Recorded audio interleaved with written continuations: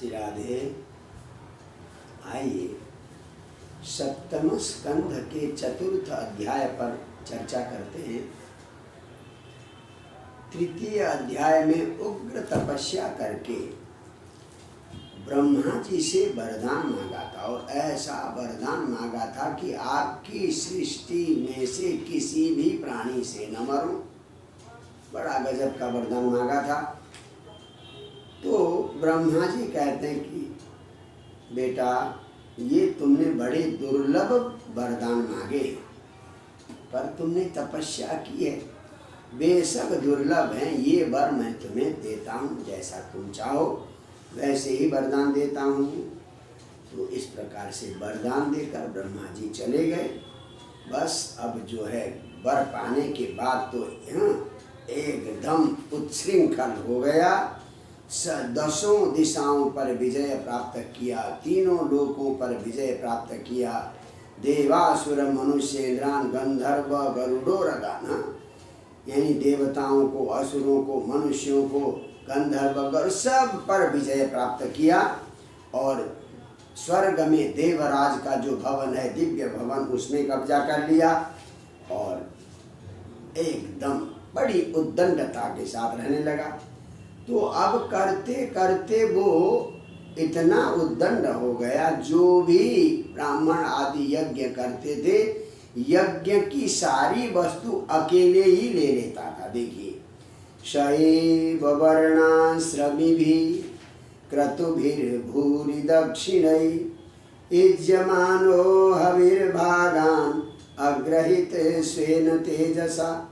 यानी वर्णाश्रमी भी, चार वर्ण चार आश्रम के द्वारा जो हविर् क्रतुभि, जो यज्ञ में हवन करते थे, खूब दक्षिणा आदि देते थे, सब का सब अपने तेज से जिन जिन देवताओं के नाम पर हवन किया जाता था, सब के नाम का हवन अकेला ही ये ग्रहण करने लगा। और इसके डर के मारे पृथ्वी तो बिना जुताई के, बिना खुदाई के ही फसल उगाने लगी। अकृष्टपच्या तस्यासित सप्तद्वीपवती मई, सातों द्वीप वाली पूरी पृथ्वी बिना खेती के, बिना जुताई के, बिना खुदाई के ही फसल देने लगी। और तथा काम दुगाद्यस्तु, स्वर्ग भी इच्छानुसार फल देने लगा। नाना शर्य पदम नव, आकाश से विचित्र विचित्र बातें प्राप्त होने लगी, समुद्र से दिव्य दिव्य रत्न मिलने लगे। तो इस प्रकार से उसके डर के मारे सब शैल है, द्रोणी है और पर्वतों पर वहाँ पर खूब खेलता था, मस्ती लेता था। सारे लोकपालों का एकमात्र राजा यही हुआ। सबके भाग को इसने अकेले छीन लिया। इस प्रकार से एवं ऐश्वर्यमत्तस्य दृप्तस्योच्छ्वासवर्तिन, ऐश्वर्य में मदमत्त हो गया, उच्छ्वासवर्तिन, शास्त्र की सारी मर्यादाओं का उल्लंघन किया, बड़ा घमंडी हो गया। बहुत समय तक उसने इस प्रकार से शासन किया। किसने? राजा हिरण्यकशिपु ने। अब इसके उद्दंडता से, इसके उग्र दंड से सारे लोकपाल, सारे लोग भयत्रस्त हो गए। कहीं कोई शरण नहीं। ब्रह्मा जी ने वरदान दिया तो किसके पास पुकारे? अंत में अच्युतम शरणम ययु, भगवान अच्युत विष्णु भगवान के पास शरण में गए देवता। जाकर देवताओं ने प्रार्थना किया, प्रभु हमारा बहुत बुरा हाल कर रखा है, क्या करें? बहुत ही परेशान है, जीना नहीं दे रहा है। तो जब भगवान से निवेदन किया तो भगवान ने आकाशवाणी से कहा। आकाशवाणी में क्या कहा भगवान ने? ज्ञातमेतस्य दौरात्म्यं दैतेयापसदस्य च, उस दिति के दुष्ट पुत्र के दुराचार को मैंने जान लिया है, उसकी शांति अवश्य करूँगा, पर कुछ समय हे देवताओं आपको प्रतीक्षा करनी होगी। बोले कब तक प्रतीक्षा करनी होगी? देखिए, बहुत बढ़िया बात भगवान ने कहा है देवताओं से।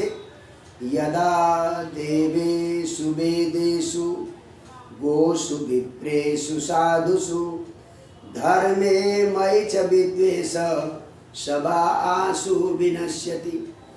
जब देवताओं से द्वेष करेगा, वेद से द्वेष करेगा, गायों से दुश्मनी करेगा, ब्राह्मणों से और सज्जनों से साधु से दुश्मनी करेगा, धर्म से दुश्मनी करेगा और मुझसे भी विद्वेष करेगा, तो इन विद्वेष के कारण स आसु विनश्यति, वो तत्काल नष्ट हो जाए। हाँ? तो इतने क्या क्या देवताओं, वेद, गाय, ब्राह्मण, संत, धर्म और मुझ भगवान से जब द्वेष करने लगेगा अपने आप नष्ट हो जाएगा। और उसके साथ निर्वैराय प्रशांताय ससुताय महात्मने प्रह्लादाय यदा द्रुह्ये अनिश्ये पिबरोजितम। जो उसका पुत्र होगा प्रह्लाद, निर्वैराय, किसी से वैरभाव नहीं, प्रशांताय, बड़ा शांत होगा, अपने महात्मा पुत्र प्रह्लाद से जब द्रोह करेगा, बेशक बरोर्जितम, ब्रह्मा के बर से बड़ा हुआ है, फिर भी उसे अनिश्ये, मैं अवश्य मारूंगा, ऐसा वचन दे दिया भगवान ने। किनको? देवताओं को। तो इतना सुनने के बाद भगवान को प्रणाम करके देवता वापस आ गए। अब उनका पुत्र, 4 पुत्र में से सबसे छोटे पुत्र प्रह्लाद थे। तस्य दैत्यपते पुत्रा 4 परमाद्भुता प्रह्लादो गुणमः तेषां गुणैर्महदुपासक। 4 पुत्रों में जो प्रह्लाद थे तो गुणई महान, अपने गुणों से वो बड़े महान थे, महद उपासक, वो परमात्मा के उपासक थे। तो प्रह्लाद का स्वभाव कैसा था देखिए, ब्रह्मण्य शील संपन्न सत्यसंधो जितेंद्रिय। तो ब्रह्मण्य, ब्राह्मण के भक्त थे प्रह्लाद, शील स्वभाव से युक्त थे, सत्य पर निष्ठा थी, सत्य बोलते थे, जितेंद्रिय थे, आत्मवत् सर्वभूतानां एक, सबको अपनी तरह एक रूप में देखते थे। और दासवत् संयतानांग्रि, आर्य बड़े लोगों को ऐसे प्रणाम करते थे जैसे दास प्रणाम करता है। और पितृवत् दीनवत्सल, जैसे उसका पिता दुखियों पर वात्सल्य रखता था, ये भी वात्सल्य रखते थे। सबके प्रति भ्रातृवत् सदृश, अपने जैसों से भाई जैसा व्यवहार करते थे। और गुरु से ईश्वर वामनो, गुरु को तो साक्षात भगवान समझते थे। नोद्विग्न चित्तो व्यसनेषु निष्प्रिय श्रुतेषु दृष्टेषु गुणेषु वस्तुदिक्। कभी वो उद्विग्न नहीं होते, बेचैन नहीं होते थे, किसी व्यसन में उनका मन नहीं लगता था। और श्रुतेषु दृष्टेषु, स्वर्ग आदि का सुख और दृष्ट सुख, इनके प्रति उन्हें कोई लालचा नहीं था। ऐसे बड़े सज्जन थे। तो इनकी प्रशंसा तो शत्रुओं के सभा में भी होती थी। देखिए, यम साधुगाथा सदसि रिपभोपि सुरा नृप प्रतिमानं प्रकुर्वन्ति किमुतान्ये भवादृशा। यानी जो दैत्यों के शत्रु कौन है? देवता।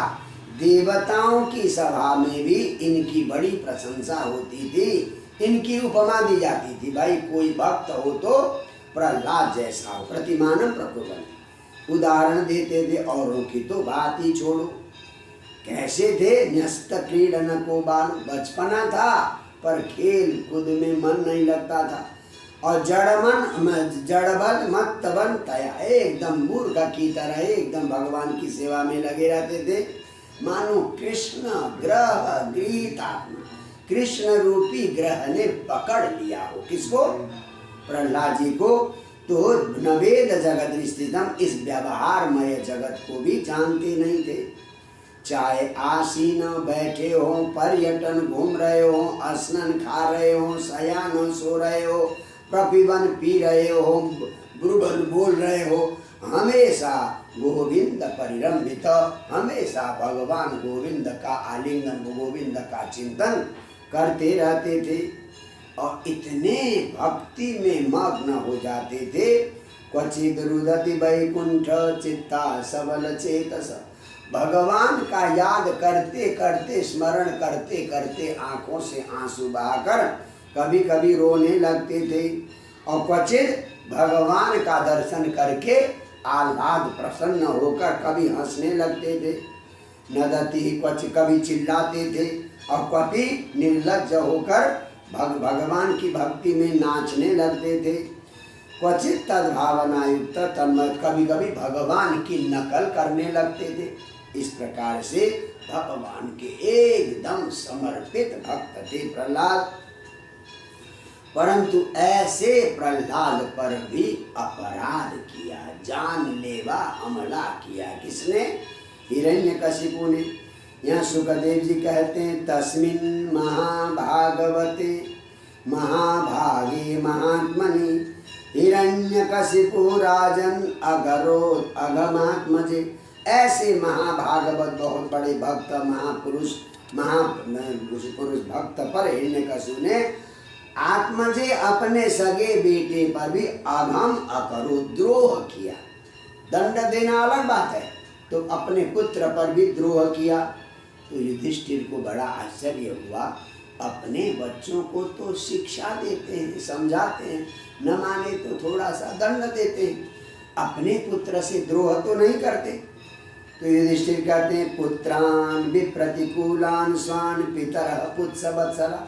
बेशक पुत्र पिता से प्रतिकूल जाए, फिर भी पुत्र वत्सल पिता जो है उपालवन्ते, उन्हें थोड़ा डांटते हैं, शिक्षा देते हैं, परंतु शत्रु की तरह अपराध तो नहीं करते। तो कैसे ऐसे भक्त पर हिरण्यकशिपु ने अपराध किया, ये प्रश्न पूछा। तो अगले अध्याय में किन कारणों से वह हिरण्यकशिपु अपने ऐसे भक्त प्रहलाद पर अत्याचार करने लगा, इसका कारण हम 5वें अध्याय में सुनेंगे। तो इस प्रकार से हिरण्यकशिपु का चरित्र और महात्मा प्रहलाद का स्वभाव अत्यंत दर्शनीय, श्रवणीय और अनुकरणीय है। जय जय श्री राधे।